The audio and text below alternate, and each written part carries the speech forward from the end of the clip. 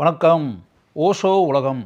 ஓஷோ தன்னுடைய நூலில் மிக உயர்ந்த ஒரு விஷயத்தை சொல்கிறாரு. அந்த விஷயம் எனக்கு ரொம்ப பிடிச்சிருந்ததுனால உங்கள்கிட்ட அது சொல்லணும்னு நான் நினைக்கிறேன்.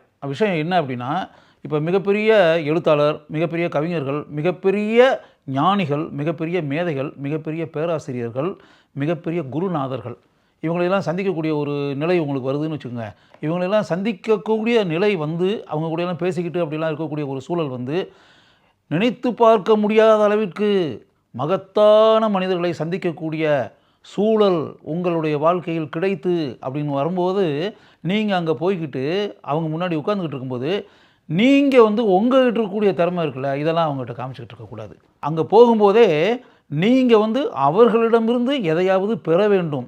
ஞானத்தை பெற வேண்டும், அறிவை பெற வேண்டும், பல விஷயங்களை தெரிந்து கொள்ள வேண்டும் அப்படின்றதெல்லாம் நினச்சி தான் நீங்கள் அங்கே போகிறீங்க. அப்படி போகும்போது உங்களை முழுக்க முழுக்க சரணாகதி ஆக்கி கொள்ள வேண்டும்.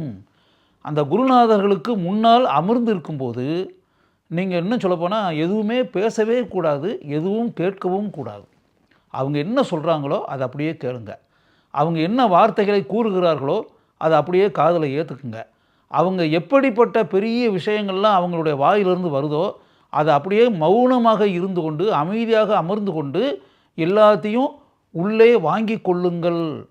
அப்படி இல்லாமல் அவங்க பேசிக்கிட்டு இருக்கும்போது நடுவில் உள்ள நுழைஞ்சி நீங்கள் உங்களுடைய கருத்துக்களையெல்லாம் அவங்ககிட்ட போய் சொல்லி, உங்கள் மனசில் இருக்கக்கூடிய ஒப்பீனியன்களையெல்லாம் அங்கே போய் சொல்லிக்கிட்டு, உங்களுக்குன்னு இருக்கக்கூடிய அபிப்பிராயங்கள் அப்படின்றக்குள்ள அதெல்லாம் அவங்ககிட்ட போய் சொல்லி அப்படின்னா, நீங்கள் எதற்காக அவங்கள பார்க்குறதுக்காக வந்தீங்களோ அந்த விஷயமே அடிபட்டு போய்விடும்.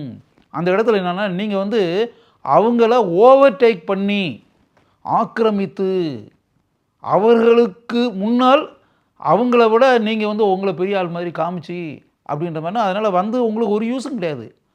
நீங்கள் அவங்ககிட்டருந்து தெரிஞ்சுக்கிறதுக்காக வந்த ஆள். அப்படி இருக்கும்போது யூ ஆர் த ரிசீவர்.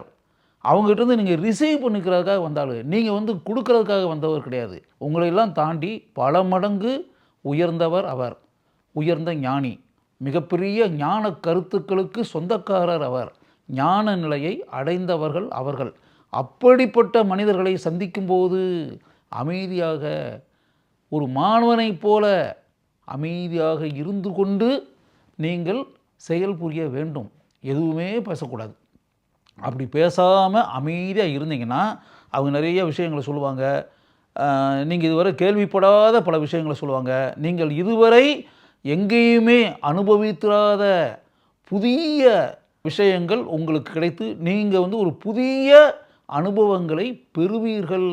இவர் முன்னாடி உட்கார்ந்துருக்கும்போது உடம்பில் அப்படியே மின்சாரம் பாய்வதைப் போல ஒரு உணர்வு நமக்கு உண்டாகிறதே. இதற்கு முன்னாடி அப்படிப்பட்ட மின்சாரம் பாய்ஞ்சது மாதிரியான அனுபவம்லாம் நமக்கு உண்டாகவே இல்லையே.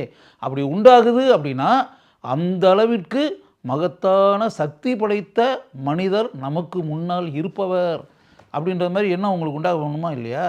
அப்படிப்பட்ட மிகப்பெரிய மனிதர்கள் முன்னாடி சந்திக்கும்போது நீங்கள் உங்களை நீங்கள் தம்பட்டம் அடித்து கொண்டு அப்படின்ற காரியத்தை பண்ணலாமா? அதனால் அப்படி இருக்கக்கூடாது.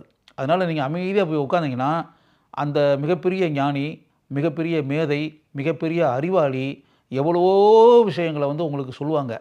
அவங்க சொல்லக்கூடிய விஷயங்களை நீங்கள் அப்படியே மனசுக்குள்ளே கேட்டு அதை உள்வாங்கி கொண்டு உங்களுடைய உள்ளத்தில் அதை ஆழமாக பதிய வைத்து கொண்டு அதற்கு பிறகு உங்களுடைய வாழ்க்கையில் அந்த ஞானிகள், அந்த மேதைகள் கூறிய அந்த சொற்களின்படி வாழ்க்கையில் நடந்தால் நீங்கள் மிகப்பெரிய பல நினைத்து பார்க்க முடியாத சாதனைகளை செய்வீர்கள். அப்படியெல்லாம் செய்யணும் அப்படின்னா அமைதியான மாணவனைப் போல நீங்கள் மிகப்பெரிய மனிதர்களுக்கு முன்னால் அமர்ந்திருக்க வேண்டும். அவர்களுக்கு முன்னால் உங்களுடைய கேள்விகளை எழுப்பக்கூடாது.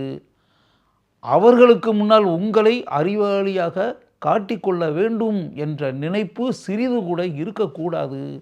ஓஷோ என்ன சொல்கிறாரு அப்படின்னா, உதாரணத்துக்கு சொல்கிறதாக இருந்தால், உயர்ந்த இடத்திலிருந்து நீர் எப்படி மலையினுடைய உச்சியிலிருந்து கீழ் நோக்கி பாய்ந்து ஓடி அப்படின்றக்குல, அப்போ மலையினுடைய உச்சியிலிருந்து புறப்பட்டு வரக்கூடிய நீர் வேகமாக பாய்ந்து எப்படி பள்ளத்தாக்கை நோக்கி பாய்ந்து செல்கின்றதோ அதே போல அந்த உயர்ந்த மனிதர்களுடைய உள்ளங்களில் இருந்து வரக்கூடிய சொற்களுக்காக, வார்த்தைகளுக்காக நீங்கள் காத்திருக்க வேண்டும்.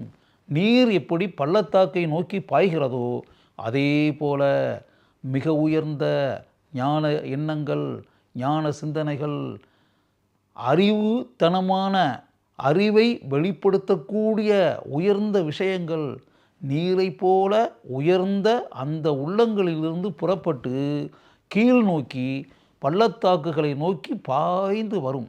நீங்கள் தான் பள்ளத்தாக்கு. அந்த உயர்ந்த மேதைகள், ஞானிகள், அறிவாளிகள் இருக்காங்கள, அவங்க தான் மலையின் மேல் இருக்கக்கூடிய நீர். அந்த நீர் புறப்பட்டு பள்ளத்தாக்கை எப்படி அடைகிறதோ அதே போல அந்த உயர்ந்த சிந்தனைகள், உயர்ந்த கருத்துக்கள் அந்த உயர்ந்த உள்ளங்களிலிருந்து புறப்பட்டு உங்களுக்கு வந்து சேர வேண்டும். அதுதான் உண்மை, அதுதான் நியதி, அதுதான் நடக்கக்கூடியது.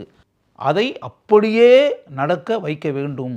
அதற்கு எதிராக உங்களுடைய செயல் எதுவுமே இருக்கக்கூடாது.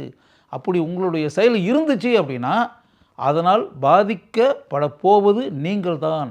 நீங்கள் எதை நினைத்து அங்கு வந்தீர்களோ அது உங்களுக்கு கிடைக்காமல் போய்விடும். நீங்கள் பல உன்னதமான விஷயங்களை இழந்து விடுவீர்கள். அப்படி இழப்பதற்கு நீங்கள் தயாராக இருக்கிறீர்களா? சிந்தித்து பாருங்கள்.